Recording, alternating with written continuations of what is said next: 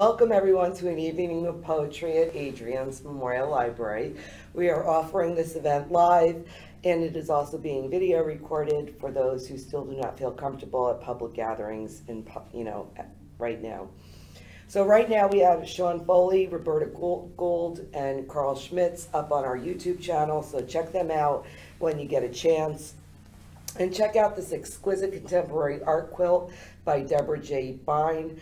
The title is Genome Project When We Were One. You can see more of Debbie Bine's work at deborahbine.com, and that's Deborah with an H. I'm Deborah Schoen, and I'm without an H. So we're holding the poetry evenings back here at Adriance because the Francis Lehman Loeb Art Center is closed and will only be open to the public on Saturdays and Sundays. And I will hold some poetry writing workshops there this fall, but please be aware that they are subject to cancellation. So look for these offerings in the rotunda or in our online calendar. Next month, October 15th, will be a very special evening of poetry to be held at the Boardman Road Library, not here. We received a grant from Libraries of America, and the title of the grant is Black Poetry Matters, Lift Every Voice, with funding from the National Endowment for the Humanities. Poet Gold will be hosting this event where notable Black poets from the Hudson Valley will read their work interspersed with poems from their favorite poets. So this evening our feature is Mike Jurkovic. Mike is a poet, pundit, provocateur, photographer, and a Tuesday night host of Jazz Sanctuary on WOOC 105.3 FM. Please help me give a warm Poughkeepsie welcome to Mike Jurkovic. Thank you. And if I could just add a little something about Poet Gold, Calling All Poets is putting out, and it should be out by October 1st, we're putting out an anthology for social justice. It's called Mightier. It'll be available on callingallpoets.org, .net, sorry. And the whole collection was curated by Poet Gold. And what's it called? It's called Mightier Poets for Social Justice. And I'll bring you a copy when we're done with it. And like I said, it's curated by Poet Gold. And this is called If I Should Die. And it begins with a little quote from Napoleon, because I was there when he made this quote. What is history if not a fable agreed upon? If I should die before finishing this poem, will you dovetail our voices into one? If I should die before I conclude, please keep the truth we carried into the war that threatens to silence the words we use to shorten the distance between us. The psychic took my personal check, and I quickly questioned all her predictions. Surely she knew my grifter past before predicting 10 weeks on the Times Top 10 and Amazon's prime big pick. Have you read my stuff? It's freaking depressing, I said. A curt evaluation, I'll concede, but I don't see stars anymore. Just bullet holes where the light shines through. We need your truth now, she said, and I thought, holy, what a blurb on the back of a book that would make. Let Kirkus magazine charge me for a review now. This country ain't pissed, she said, lending credence to my last submissions, left heft to my whole oeuvre. Can I quote you, I asked, without grimace, my standard scowl of the day? $26.99, she said, without fanfare or delight. I know we're all living through whatever this is that we're living through. We're in our homes, some of us are starting to get out. And the weird, wild thing about the whole thing is that, we're Zooming and we're talking to each other online, and, you're trying to like get the best background, and the best lighting, and where doesn't the light shine on my head, and all kinds of stuff. So this is called Left of the Green Lampshade. It was funny grooming myself in isolation. Do I shave? Do I shower? Do I tuck in my shirt? Do I tilt the screen just left of the green lampshade for best effect? Do I mirror myself or go commando and let those of you on the other end of the string see for yourself if I hid the weed or drank all the wine? Okay, welcome. This the house. Did these days sneak up on you too because we all ignored the rear view warning that objects are closer than they seem? Are all the little anxieties from outside adapting like anything wishing a lifespan would, making you anxious inside? Are you making your days fruitful, planting seeds, cleaning house, throwing out the old? Whatever it was that bound us then, the now is all that matters. A very good friend of mine, Mr. Guy Reed, was a wonderful poet in Ulster County. He sent me his new book, and he said that the new book arrived on the same day that the pandemic arrived. And they're left in a box. And he said to me, books are no good in a box. And I said, I'm stealing that line. So here it goes. And this is called The Growing Moment. Books are no good in a box, he wrote, and of course they're not. Not mine, not his, not the one everyone quotes and swears by, not the ones we steal from shelves or never return, not the ones unread and donated to other rooms that parallel and then diverge, sell millions and mislead, the sequels that course correct. Books are no good in a box, and if I've learned anything, it's that it's never been a fair exchange. Never. It's just existence, a long awakening to struggle. The wise guy in the prophet says it all balances out, but it doesn't. Everyone dies, to be sure, but how? Hart Island, Egyptian sands, alone in a bed without comfort, alone in a bed without love. Books are no good in a box, he wrote on a page as square as this, whose words fall off the side into other books, other dreams that break our containment, into other stories we tell ourselves to avoid further testimony. Books are no good in a box, and so we seek pasture until the ending we suspected isn't. And our multiple words amount to more than circus and haste, canard and impromptu kindness. The growing moment, the burgeoning nigh. There's an old one. I wanted to try and resurrect this one. And it's called A Child's First Line. Like a child's first line, I live my life. A zig, a zag, a loop-de-loop, a squiggle charts my days. I am the pear-shaped sun, the outline trace, the town beneath that improbable arc of rainbow that overlaps the wind. The fine edge line and fuzzy point, it's all me, some strange how. All me in that lavender field, riding the purple cow. The leaves blue gold, the grass dark green, a stick figure man in flight.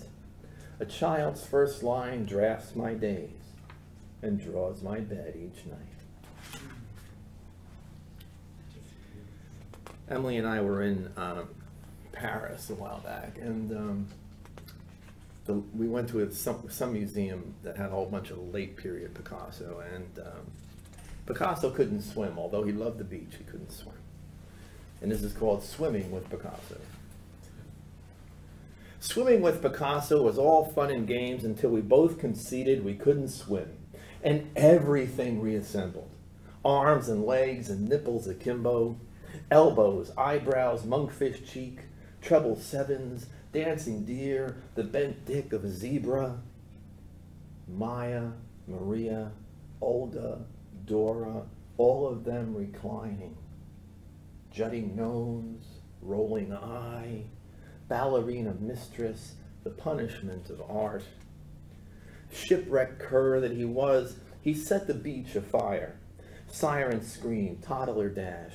In his rampaging light, I unmoored his shoddy boat into the cursing tide, leaving him his brushes and the wreckage of the sea. another one from Paris, actually.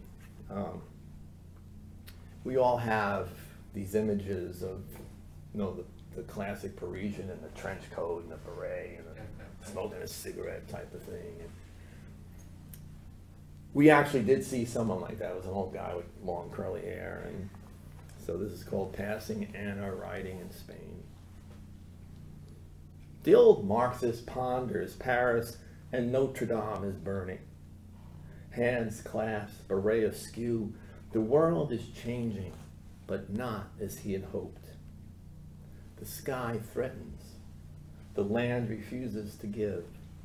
Good Friday falls upon St. Paul's, and gray is the river's countenance. From Pont Marie he studies, passing Anna riding in Spain. The limestone villas of Malada was their world away from the heat of the fire. 2 absents and she'd lose her hair, move like Monet into twilight with eyes deeper than the Costa del Sol. Her breasts just breaking the surface, their limbs a unique coupling, warm Moroccan tea and churros. News from the front would filter, convincing them more of their need to return, but not today, and not tomorrow. The war is always, she tells him still.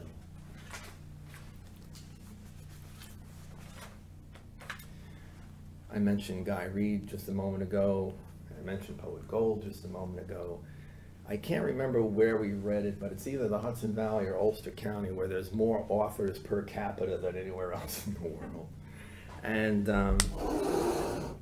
you start to submit things and you get them back, and you know, so this is called Couldnt I?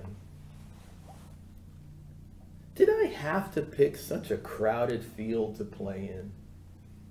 Couldn't I have been a luthier or a smithy, a craft of my hand and not language? Couldn't I just build things, standing solid instead of this scenario landscape of ideas wreaking the array of orchids asunder? Wallowing in affect, couldn't I have plumbed one board against another, one beam against another, one brick against another, to make a bed or a chair, something the village needs, instead of my petitions nailed to the wall?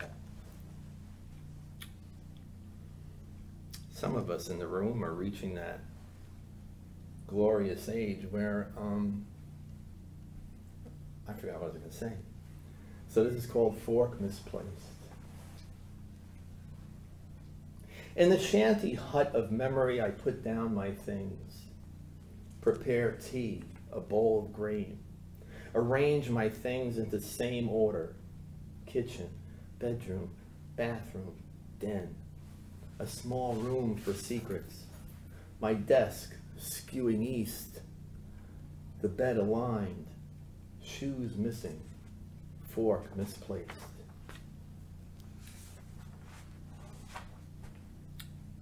This is really an old one I thought I'd doing today. And it's called Tell Them, My Love. If they ask, my dear, tell them I died behind the wheel, waiting for the light to turn, waiting for the nitwit ahead of me to discover his left foot from his right. Tell them, my love, I died simpering, while the road crew widened thoroughfares and smoothed the finish over my blackened heart. Tell them, my love, should any be inclined to query of my well-being, that I'm buried with the odometer, the universal gear. Tell them I withered in the heat, the stewing froth of motion and mediocrity, prey to the rush and clatter, the zooming, zoom, zoom, zoom, zoom, zoom, zoom, zoom of death. Tell them, my love, I died in love, with you, with them, despite the miles between us, wishing I was home.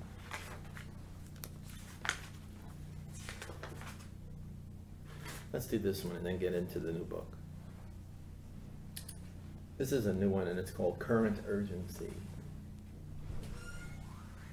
A blitzkrieg attack awaits and I haven't had my morning tea yet. So this could mean a long exposure, but who knows? Each day is its own soul equation. How you blow up the bridge. Rebuild the bridge. Blow up the bridge. Rebuild the bridge. Blow up the bridge. Rebuild. There. I fed the cats and took a leak, and now for my first cup. Bring it on. The fall zone, the forever landscape of hurdles, the spark that ignites it all. The calls, the texts, the tweets, the president who wants me dead. Why? I don't know. I haven't anything on him. The rest of you don't. But he's as fixed on me as I am now on him. And now I'll go into the new book, which is a snapshot of whatever's left of wherever we're living, and it's called American Mental. And where can you get that? You can get it at my website, www.mikeJurkovic.com. You could ask for it at Inquiring Minds. It's through a legitimate publisher, so you could go up to the publisher page, Lucador Press, and get it there.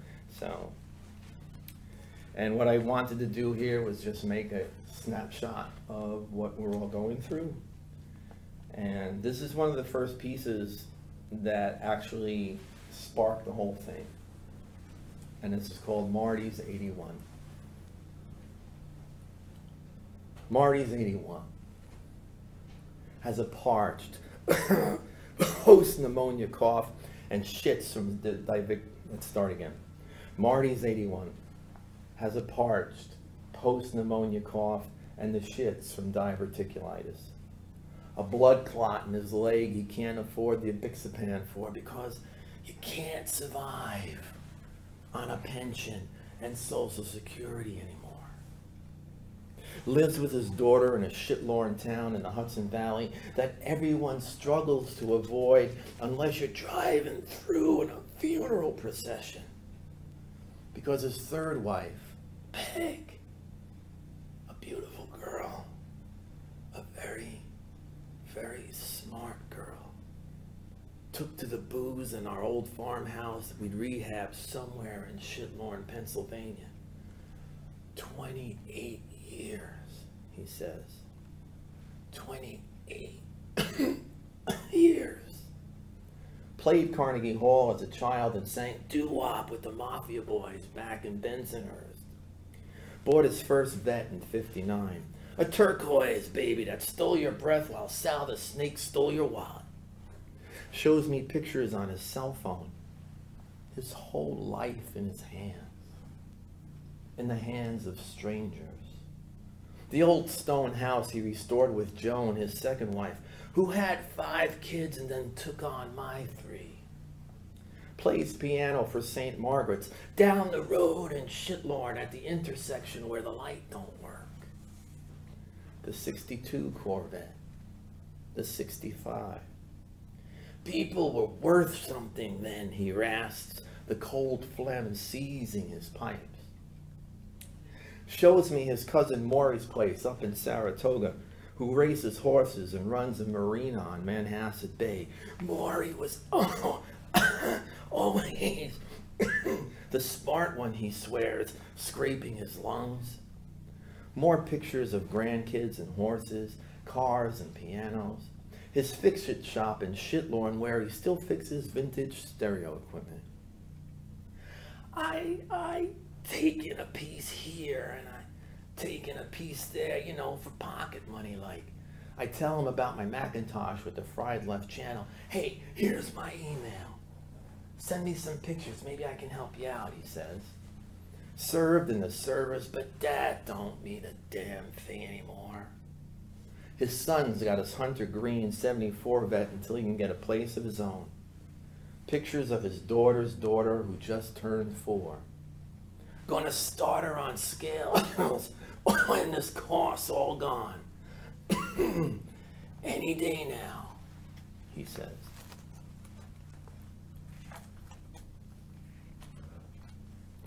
Yeah, this one's depressing, I'm sorry. But you know, That was good. it's a marketing thing, so I gotta read it. If you've ever been to Liverpool, you can actually look it up online. The Seagulls in Liverpool are absolutely insane. They will come right up to you and take your lunch out of your hands. They will, if they think they can walk off with your small dog, they'll do that too. But they sound like they're laughing, they sound like they're crying, they sound like they're doing a million different things. And this is called the Manic Gulls of Liverpool.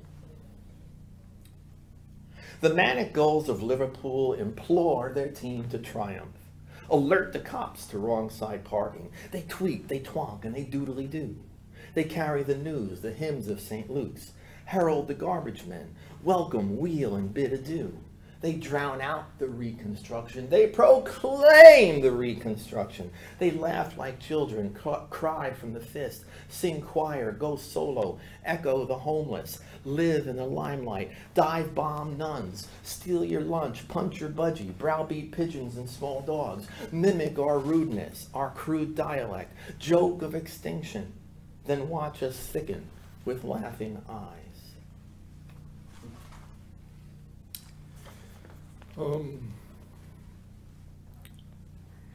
The shirt says it all. I mean, we're living in a terrible time, and this is called Cloudland.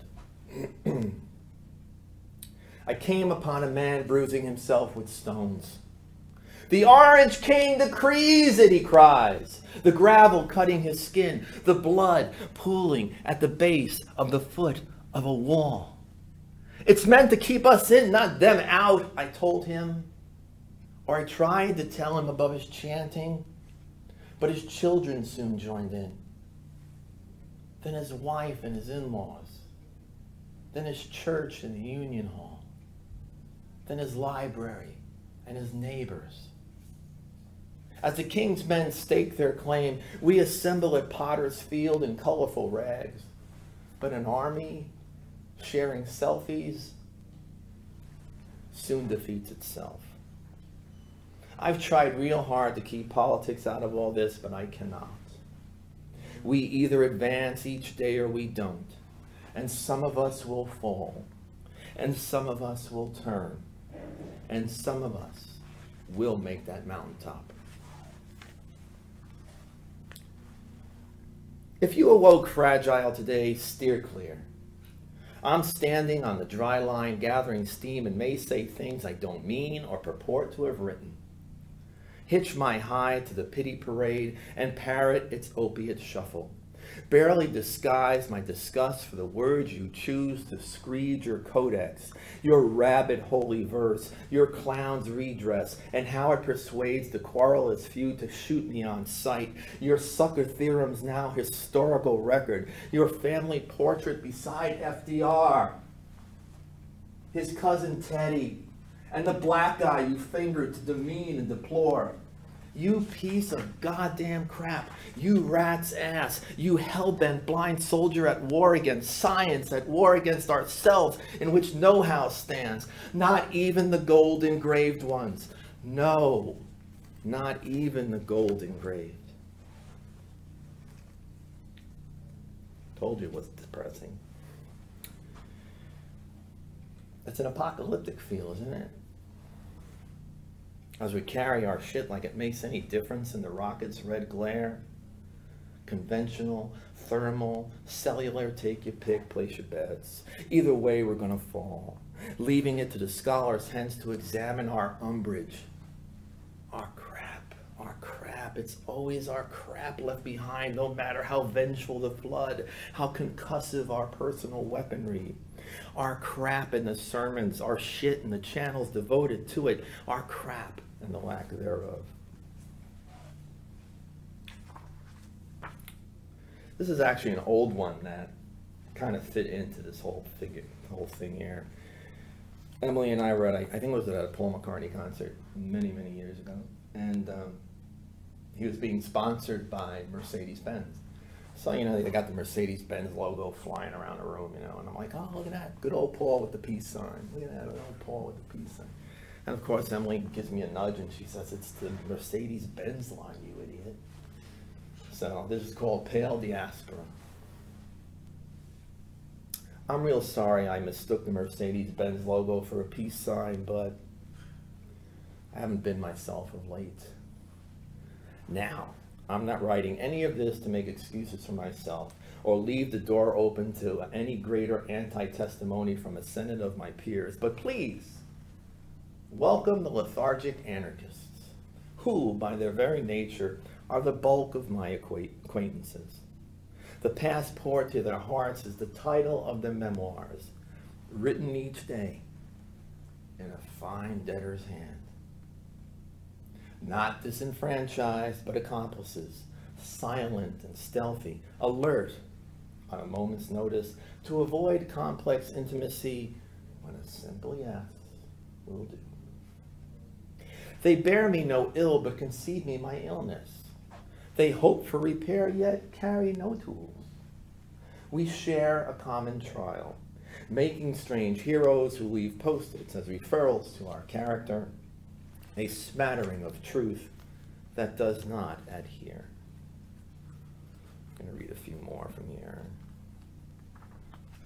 Again, I want to thank Greg Carell, a wonderful graphics artist and web designer in Ulster County, for the cover. It just looked so Ralph Steadman to me. I was like, yeah! And that's what we did. Which one was I going to do now? Oh.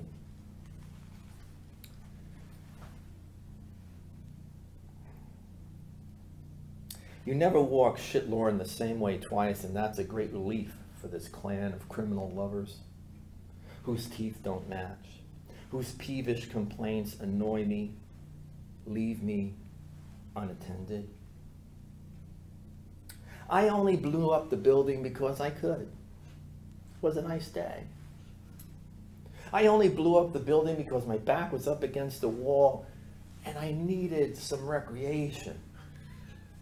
Because I wanted to. Because I had to. Because the line between gang and government is gone.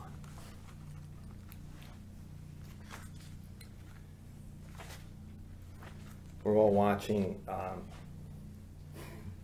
everything burn up out west. This is called Passing Shower. This is another old one, actually. Hopefully there's a few funny lines in this one, so it's called Passing Shower. I come from a long line of weathermen who swore Noah's storm was a passing shower. As the last son before 9 daughters, all of whom shattered the glass ceiling by founding girlweather.com, I kept the website current. Crazy weather was normal now and getting worse. Mary swore the extinction winter was tomorrow. Beth saw rain. Sad, sad girl that she was. Tina liked the lonely cool of autumn. Molly, her twin, loved upheaval. Kate married, taught convolutions, had 4 kids, and didn't give a damn how the wind blew. Amber and Anita, the second twins, loved the New York heat. Salacious climbs were Annie's bag. I swear by sweat, she'd say. Each one of my sisters was crazier than a shithouse rat. All except Mo, who kept it real. A storm's a-comin', she'd fondly say.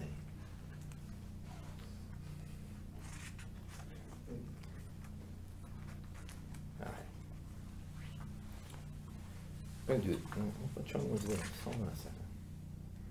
No, that one's depressing. Let's leave it up. I don't know if you guys are familiar with the Rosendale Theater up in Rosendale. I'm part of the music committee up there. And the candy machine there is from the original candy machine from 1949. And I did a feature article on the Rosendale Theater about 1.5 years ago, and my friend said to me, but you didn't write about the candy machine. And this is called Candy Machine for Eric. They've come and gone, grown and died, these first children of the last war. their eyes bright with cinema dreams, stopping with daddy's first nickel for a packet of gum, or walking right by through their seats, ignoring my mirrored veneer. Never knowing I was a direct descendant to first century Egypt and a mid-level guy named Hero of Alexandria whose machine swapped your bronze for a spritz of water holy. Now, money in and money out may be the whole basis of our belief system, but it wasn't mechanized until London, 1883, when Percival Everett, without direct lineage to Hero the now gone, but wise to the wants of the people, pitched postcards and paper for a cartwheel penny. But not me.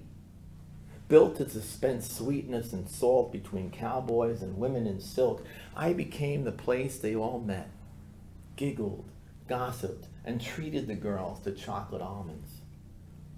Sure, some kicked me and shook me and cursed, but over the years you let go and move on, you have to. Or else the whole world becomes a dark, dark place that even the magic screen cannot illuminate. Twilight falls on bygone road and the vague expected settles. The vandals took everything, so Dylan was wrong. Starburst or arpeggios happen less to children old enough to understand that building is a labor of years. Ruin a thoughtless hour. It was never my imagining to leave you all the answers, bequeath you the rifles and prescriptions, the old shot back in the shed. But entertaining angels is an oblong thing, a fistful of chords and unguarded splendor, your first and last steps stored in a cloud where heaven should be.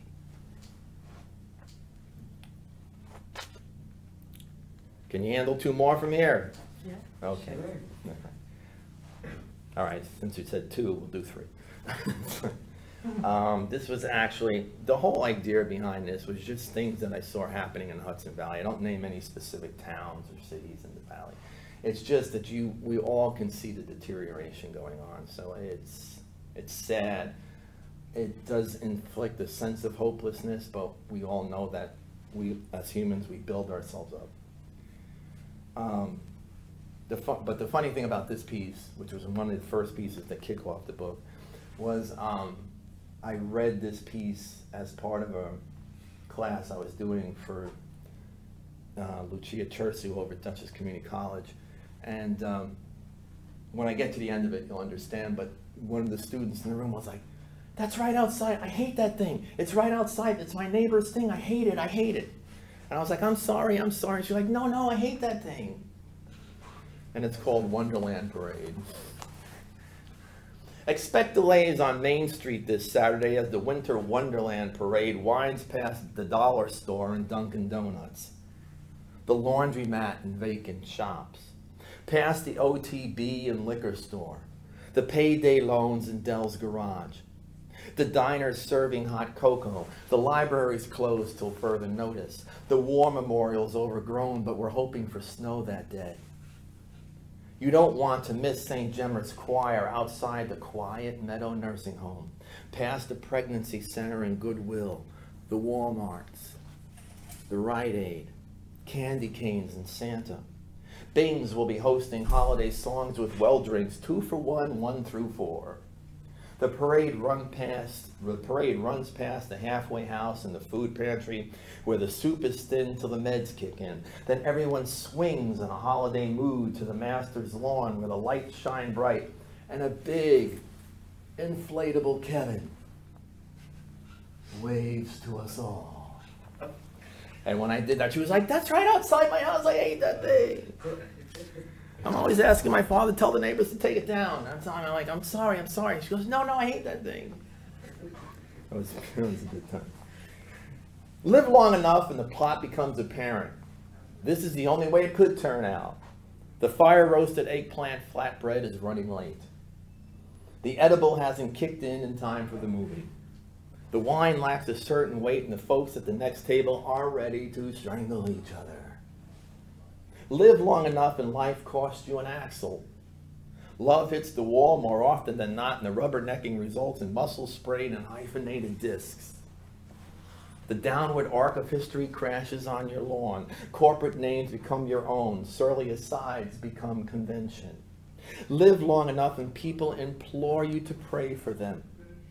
Pray they be rid their cancer and conceit. And you do because maybe they know something you don't. That short of the nuclear option, what else is there? Strafe downtown Poughkeepsie? Torch town hall? Increase the Valium and Xanax? Live long enough and the choice becomes abuse or entertainment. Your dynamic points of interest dull. The sand becomes listless. Tariff and sanction scintillate, but you come to terms. Live long enough and you tire of doing this, that, every little freaking thing. But maybe that's how this shitstorm passes. In service to someone in need. To someone mistaken as foreign. To someone you once thought a stranger. A careening penitent inclined to believe. And I'm going to close this section of from American Mental and do a couple more from just loose things tossed about.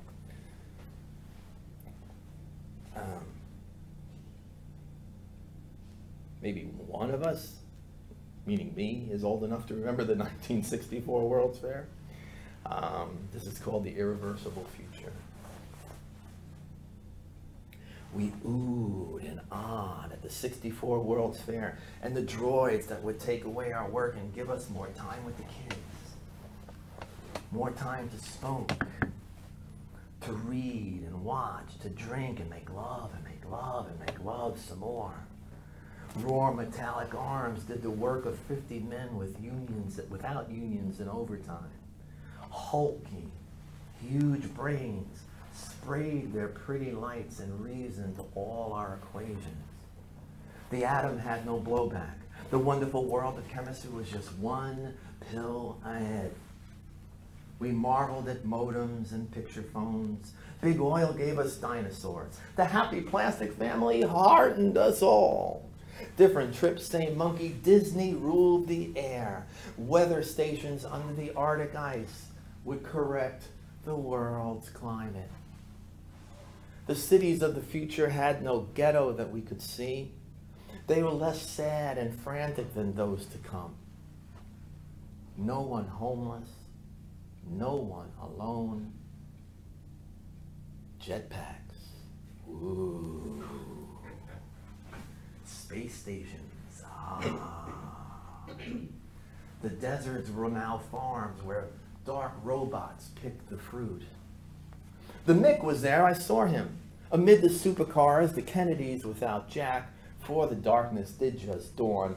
We oohed and awed, zipping on that monorail, carrying our radiated dimes and nickels. Or were they pennies? I forgot all about the poor. We explored the mysteries of a woman's mind. Wisconsin cheese! 3D led to 4G, led to 5. They say we don't need 6.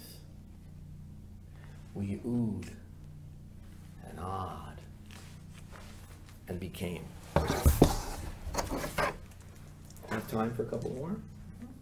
Okay. Just, throw a chair or something like that.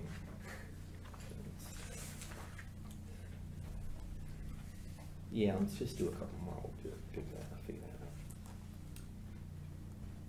This is called Cheering the Ponies with God. With my face against the cloud and my ass against the burner, I'm cheering the ponies with God. Hold my calls, I say. God nods and collects in the third. Always stick with the filly, he says, and of course, he's right. What other choice is there for a guy still carrying his chapbooks with him, hoping for a sale? But I know better and let God talk. I'd love this ramshackle little town, he says, with a genuine smile on his face, a small rain without end in his eyes. But you guys are driving me crazy, he tells the beer man, and you he says. You're no better. Bogarting the chips and salsa, but I hadn't noticed.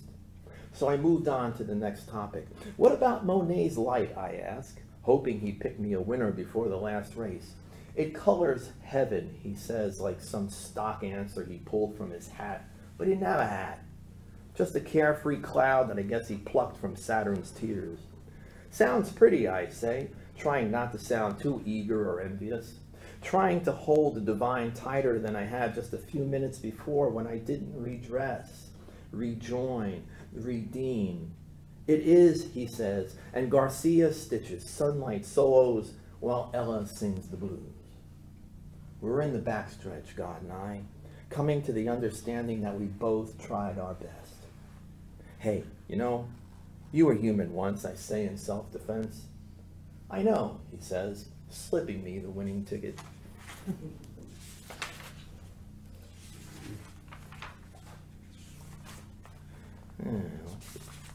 That one's too. You know what? I'm going to do this one because I'm trying it out. And, you know, we're always hearing lately, if you're listening, you can't help it even if you're not listening, the death toll gets higher and higher, and the people who are dying and all this stuff. And it's just utterly tragic.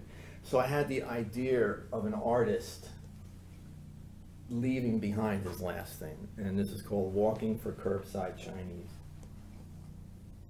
I beat Consuela's abutment on a whim, facing death.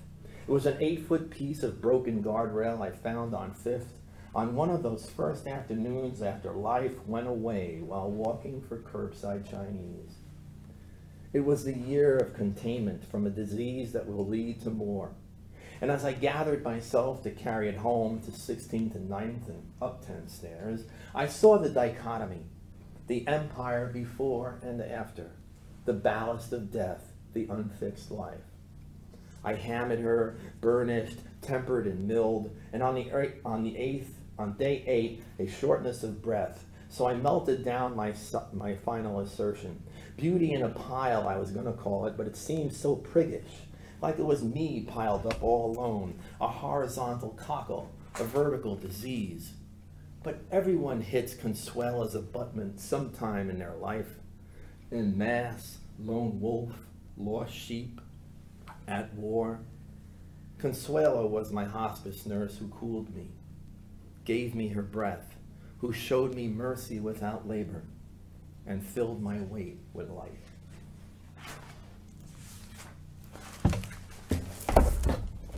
There's 2 or 3 more I gotta do. Here we go. Here's hoping, as they lay me down, you gathered here, do not turn on me and bewilder the bride with your BS. You're all gathered here cause we danced without penance. We fused an accord no army could read. We called upon wise men for mercy and called upon women for love. I'm gonna do 2 more. And this one I really do owe. I know you mentioned Roberta Gould before. I owe this one to Roberta Gould because she sent me a couple of her books, and in it she scribed, all it wrote was, "We tried." And that just stuck me, man. I was just like, crap, that's it. That's it. We tried. Or we tried. And this is called Slow Becoming. I was going to call it For Roberta, but it just sounded so ant. So this is called Slow Becoming. My head fills with the everyday hum, the slow becoming hours, the self, mismanaged in parts but not in others. Like any history, big or small, holds steady, the heart loyal, arrhythmic, unstinting. We try, she scribed in the old book she sent that I lost myself in. To sing the common decibel is all we can do before it ends. And I'm going to close with this new one. It's called Gracie. There's a grammatical error up ahead that will change everything. How and why, I don't know, because Off the top of my head, each mad essay must cast doubt on the one before, or at least lend a hand to its aberrant cause, which makes for unsure reasons, rising seas and a lack of wonder. And I know you all have better places to be, like Dunking D or debtor's jail. So I'll try to get to what I'm getting at before I get to where I'm going, which was to talk about Gracie Allen, who knew today's postage stamp was yesterday's head of state, that a country of checks and balances relies on checks, and that you never place a comma where God has put a period. Namaste, everybody. Thank you. Thank you so much, Mike. Thank you, Deborah. Thank you. Thanks for coming up.